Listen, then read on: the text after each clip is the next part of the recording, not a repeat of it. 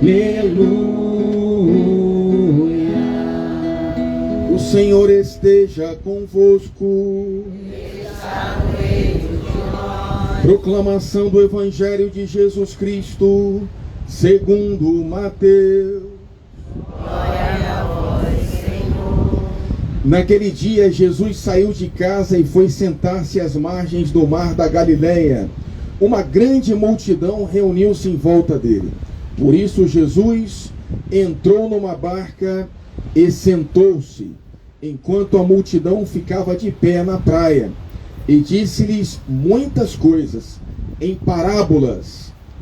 O semeador saiu para semear. Enquanto semeava, algumas sementes caíram à beira do caminho, e os pássaros vieram e as comeram. Outras sementes caíram em terreno pedregoso, onde não havia muita terra. As sementes logo brotaram, porque a terra não era profunda. Mas quando o sol apareceu, as plantas ficaram queimadas e secaram, porque não tinham raiz. Outras sementes caíram no meio dos espinhos. Os espinhos cresceram e sufocaram as plantas. Outras sementes, porém, caíram em terra boa e produziram a base de 100, de 60 e de 30 frutos por semente. Quem tem ouvidos, ouça. Os discípulos aproximaram e disseram a Jesus: por que falas ao povo em parábolas?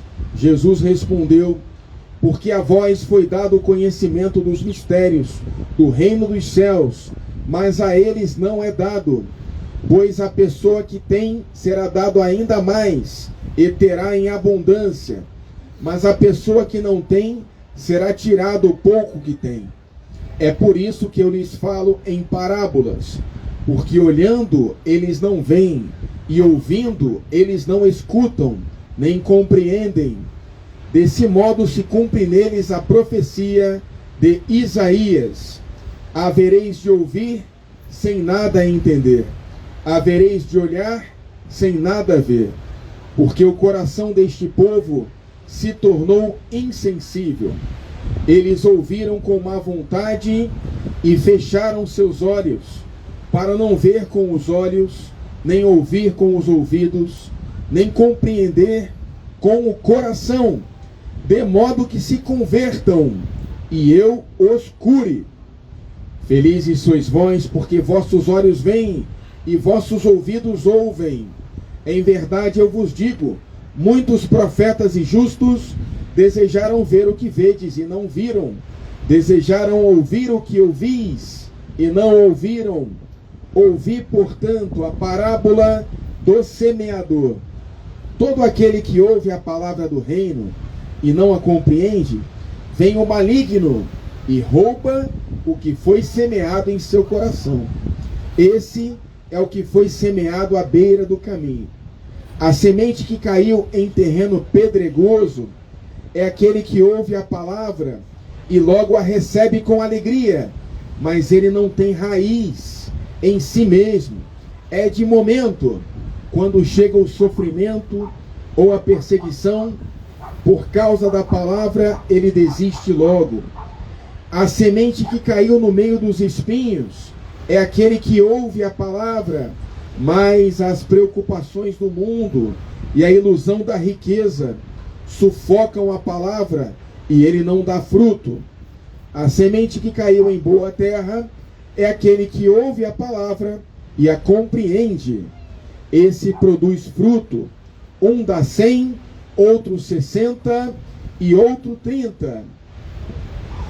Palavra da salvação. Glória a vós, Senhor. Podemos nos sentar só um momentinho, queridos irmãos e irmãs. Vamos refletir sobre o que a liturgia, a palavra de Deus, quer nos transmitir hoje. O foco central da nossa reflexão é a parábola do semeador. Os discípulos perguntam ao mestre por que ele fala em parábolas. Nosso Senhor Jesus, ele é um supremo pedagogo, ele é um homem que sabe ensinar, porque é divino, né? Ele sabe ensinar de uma maneira que a sua mensagem fique gravada em nossas mentes. Ele fala com a linguagem simples dos homens da Galileia.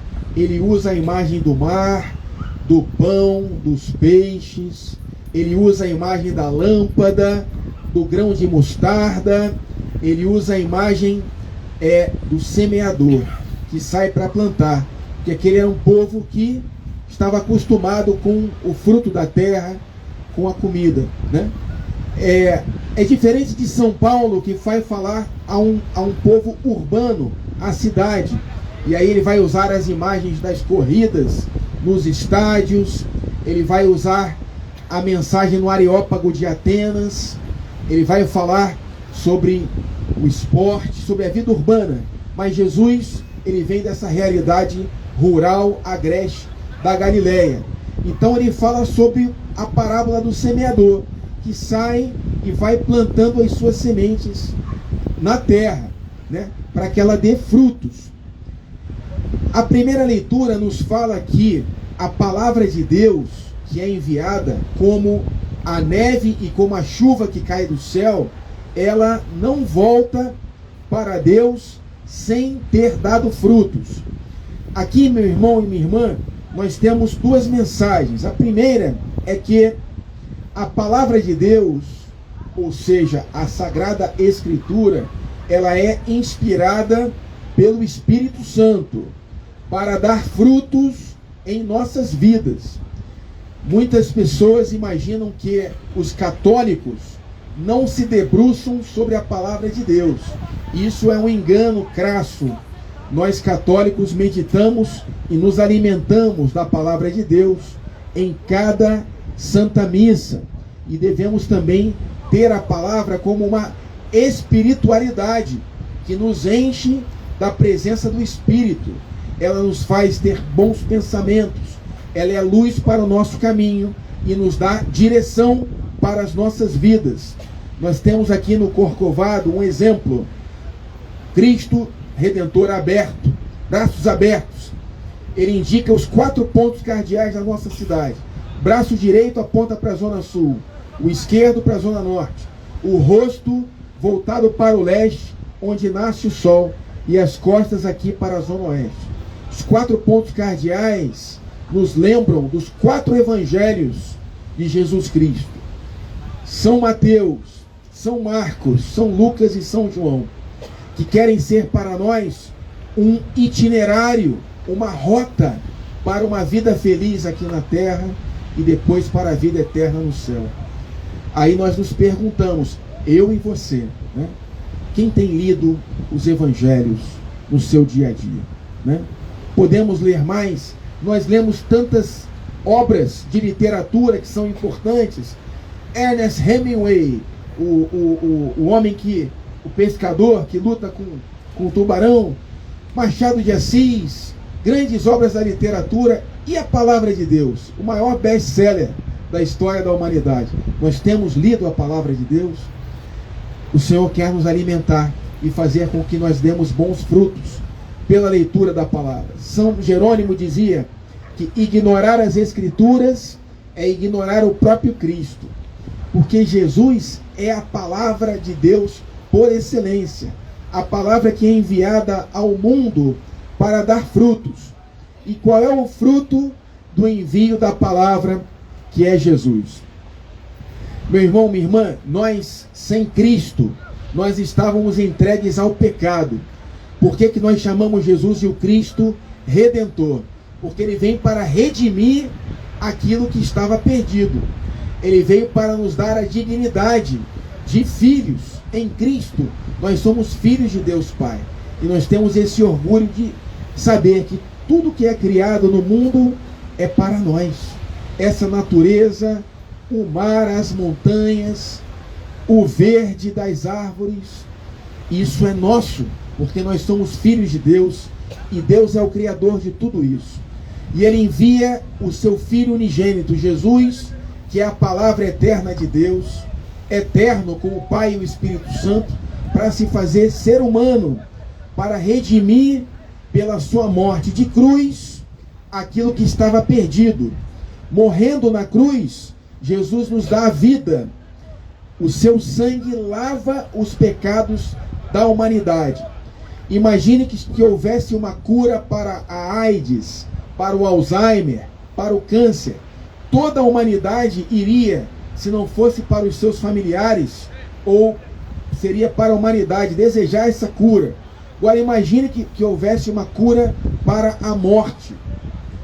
Essa cura, ela existe. É a cruz do nosso Senhor Jesus Cristo e a sua ressurreição. Aquilo que a gente chama de Páscoa. Pela sua passagem, Jesus venceu a morte. Ele destruiu o pecado, porque ele mesmo se fez pecado por cada um de nós. E ele destruiu também a obra do maligno. Nos libertou do mal, porque o demônio é o autor do pecado desde o princípio. Ele é que tentou o ser humano a pecar, a querer viver a vida como ele, na soberba e no orgulho de achar que nós, criaturas de Deus, pudéssemos viver a vida sem Deus. Então Jesus, ele vem nos reconciliar, ele vem nos revelar que Deus é Pai, que Deus é luz, que Deus é amor, e ele vem nos convidar. Mas, meu irmão, ele é gentil, ele é manso e ele é humilde de coração. Ele não entra à força na nossa casa. Nós somos criados à imagem e semelhança de Deus, livres e racionais. Meu irmão, um padre, ele não diz ninguém para fazer nada, porque Jesus respeita a liberdade de cada um. Se uma pessoa quer viver a sua vida longe de Deus, eu não posso bater palma, mas é direito dela fazer isso, né? E assim também Deus respeita as nossas escolhas. Mas a palavra, ela vem para nos fecundar. E qual é o fruto da palavra? Isso é exemplificado pelo que acontece com um bom ladrão, um assassino que estava crucificado ao lado de Cristo. Os soldados romanos o estão criticando, os doutores da lei o estão também criticando, zombando. Ele é coroado de espinhos. Ele está nu, humilhado até a pior humilhação possível. Uma chaga só. Assim era Jesus na cruz. E se vira um dos ladrões e diz para Jesus: lembra-te de mim quando estiveres no teu reino. Jesus diz para ele: ainda hoje tu estarás comigo no paraíso. Isso, meu irmão, é o que Jesus conquistou para toda a humanidade. Nós tomamos posse dessa vida em comunhão com Deus, porque não é preciso morrer para estar em comunhão com Deus. Nós tomamos posse do céu desde agora pela nossa fé. É a mensagem central do Novo Testamento, João 3,16. De tal modo Deus amou o mundo que nos deu seu Filho único.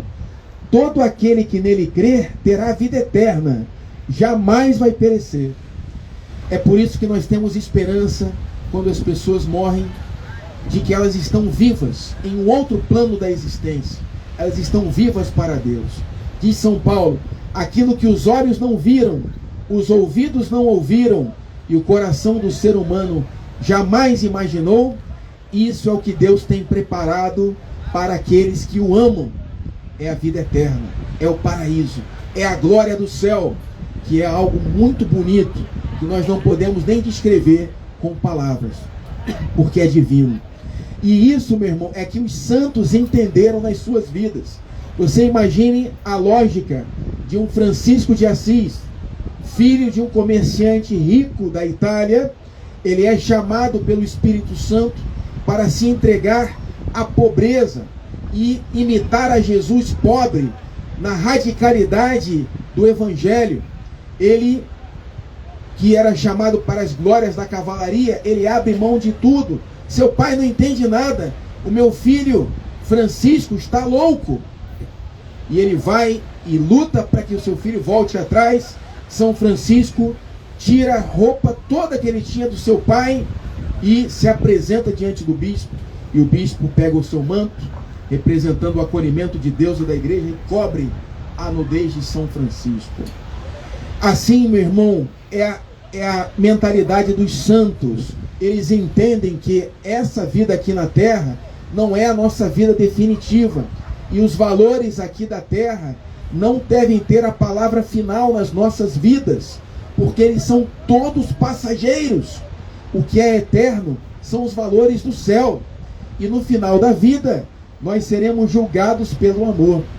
É aquela frase que eu gosto muito do filme do Gladiador. Antes de irem para combate, ele reúne os seus irmãos e diz assim: irmãos, o que nós fazemos na vida ecoa na eternidade. Então, meu irmão, o que você faz aqui tem uma consequência, o que é bom e é ruim, para a vida eterna, quando nós seremos julgados no livro da vida, que será exposto por esse Jesus. Diante dele, é ele, esse mestre bom, misericordioso e amoroso, quem irá nos julgar. Nossa Senhora em Fátima, ela aparece para mostrar à humanidade que o céu existe e ela vem do céu. E ela é tão linda e tão bonita que os pastorinhos querem ir com ela para o céu. Ela diz assim: vocês dois, Francisco e Jacinta, vão comigo daqui a pouquinho, mas Lúcia vai ficar aqui na terra para difundir a devoção ao meu Imaculado Coração. E ela mostra para os pastorinhos que o inferno existe. E o inferno, meu irmão, é o estado de alma das pessoas que escolhem o ódio e a vida afastada de Deus. E o inferno existe. E muitas pessoas vão para lá, porque a porta é estreita para o reino dos céus e é largo o caminho da perdição. Então, nós somos chamados a viver a nossa fé e dar frutos da fé, porque a fé sem obras é morta, diz São Tiago. Se a nossa fé é verdadeira, ela vai dar bons frutos, porque uma árvore boa, ela tem frutos bons. A árvore que é ruim não tem bons frutos. Se a nossa fé é verdadeira, ela vai dar frutos. E assim, quando nós estivermos diante de Cristo, ouviremos dele: servo bom e fiel, entra na minha morada. Ou então ouviremos de Jesus: olha, Padre Alexandre, eu não te conheço, porque você até falou de mim lá, mas você, na verdade, era tudo da boca para fora, e eu conheço o seu coração. Então não sejamos assim.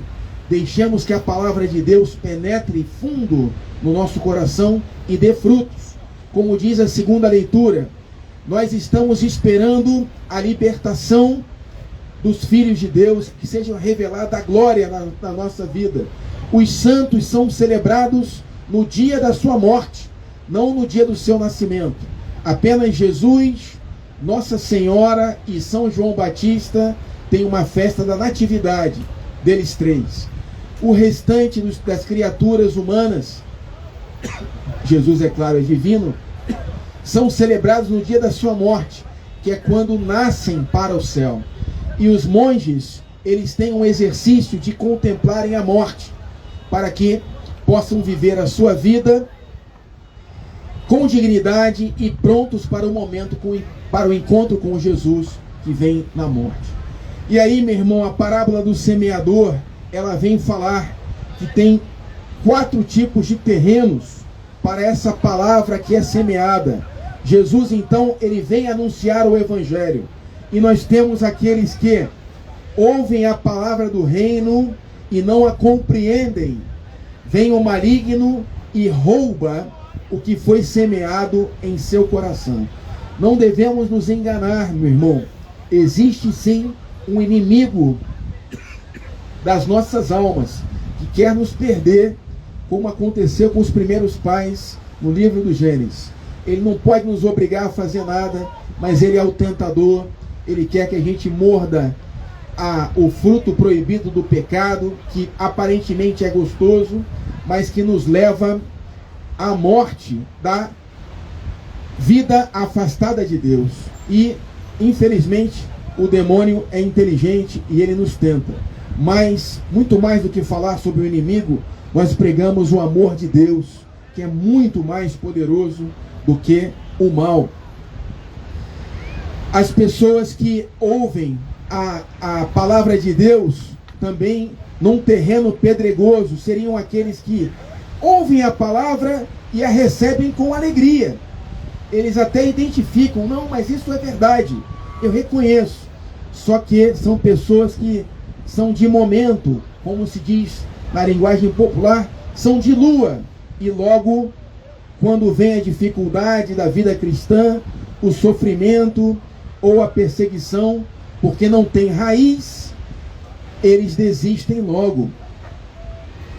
Meu irmão, minha irmã, a vida cristã, ao contrário do que se prega por aí, pare de sofrer.